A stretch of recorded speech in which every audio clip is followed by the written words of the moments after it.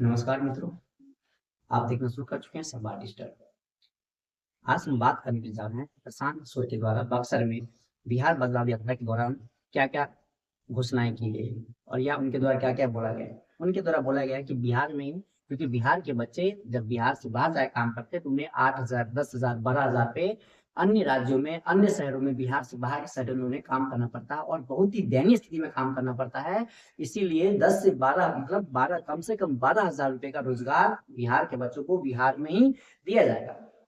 और आने वाले साल में मतलब अगर जन सुराज का या प्रशांत किशोर का सरकार बनता है, मुख्यमंत्री बनता है, तो पूरे बिहार में 50 लाख युवाओं को पूरे बिहार में रोजगार दिया जाएगा। और वृद्धों के लिए घोषणा किया कि 60 साल से अधिक उम्र के लोगों को 2,000 मासिक पेंशन दिया जाएगा, क्योंकि अभी पहले 400 था, जिसे बढ़ा के वर्तमान जो नीतीश सरकार है 1,011 रुपया किया है। दूसरा है कि अपने बच्चों की शिक्षा और रोजगार के लिए जन सुराज को वोट दे। मतलब उनका वोट मांगने का तरीका भी बहुत निराला है। तो यहाँ मतलब गजब का तरीका इन्होंने अपनाया है। फिर है अगला पॉइंट बोला है, इनके द्वारा बताया जा रहा है कि इस साल बिहार में बदहाली की आखिरी दिवाली और छठ होगी।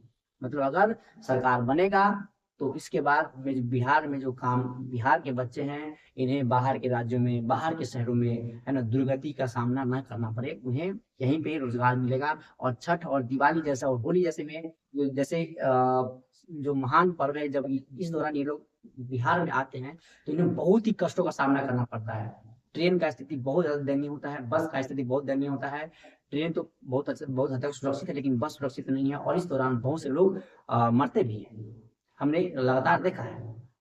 फिर क्योंकि अब इसके बाद इतना होने के बाद उन्होंने जो वर्तमान सरकार है, एनडीए का सरकार है, केंद्र सरकार, उस पे भी और बिहार सरकार पे भी वार्ता करते हुए मतलब उनपे गुस्सा जाहिर करते हुए उन्होंने बोला कि मोदी जो सरकार है वर्तमान में बिहार से वोट लेकर गुजरात और महाराष्ट्र जैसे देशों में फैक्ट्री लगवा रहे हैं और बिहार में फैक्ट्री लगवा नहीं रहे हैं, क्योंकि बिहार में उन्हें अच्छा खासा सीट मिला है एनडीए को, पिछले लोकसभा चुनाव में भी और इसमें भी। फिर आगे लालू पे हमला करते हुए बोला कि लालू अपने बेटे को सीएम बनाना चाहता है।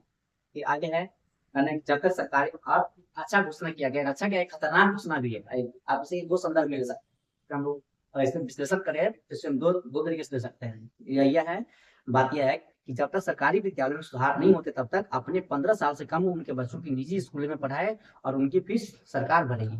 यह व्यवस्था हरियाणा सरकार के द्वारा लागू किया जा चुका है और इसके परिणाम यह हो रहे हैं कि सरकारी विद्यालय में सरकार बहुत बेहतर व्यवस्था नहीं कर रही है और सरकार पैसे दे रही है। और ऐसा इस और इसके कारण क्या हो रहा है कि बहुत बहुत से अब चूंकि प्राइवेट स्कूल में पढ़ाने का व्यवस्था सरकार के द्वारा किया जा रहा है, तो सरकारी विद्यालय, बहुत से सरकारी विद्यालय बंद हो गए हैं।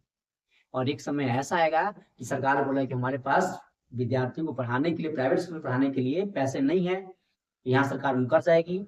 दूसरा बात यह होगा कि अब तक सरकारी स्कूल जितना बड़ा इंफ्रास्ट्रक्चर खड़ा किया गया है वो भी बंद हो जाएगा, वो भी खराब हो जाएगा, ध्वस्त हो जाएगा। तो इससे यह एक खतरनाक स्टेप है, यहाँ तक मुझे लगता है, जहाँ तक मेरा विश्लेषण है, बहुत खतरनाक स्टेप है, ऐसा नहीं होना चाहिए। हाँ, क्योंकि सरकार ने जो भी स्कूल बने हैं तो वहाँ पर जो इंफ्रास्ट्रक्चर है कम से कम 20-20 लाख का बिल्डिंग बना हुआ है, 4-4, 5-5 कट्ठे में जमीन है, स्कूल का जमीन है, तो इतना बड़ा इंफ्रास्ट्रक्चर करेंगे क्या भाई, अगर विद्यार्थी को हम स्कूल में ना लेके प्राइवेट स्कूल में भेज रहे हैं। यह स्टेप सच में खतरनाक साबित हो सकता है। फिलहाल बक्सर में इतना ही इनके द्वारा बोला गया है। इस पर अगर कुछ आगे, चूंकि बिहार बदलाव यात्रा जारी है, इसमें जो जो परिवर्तन होगा उसको जरूर बात करेंगे। फिलहाल इतना ही, धन्यवाद।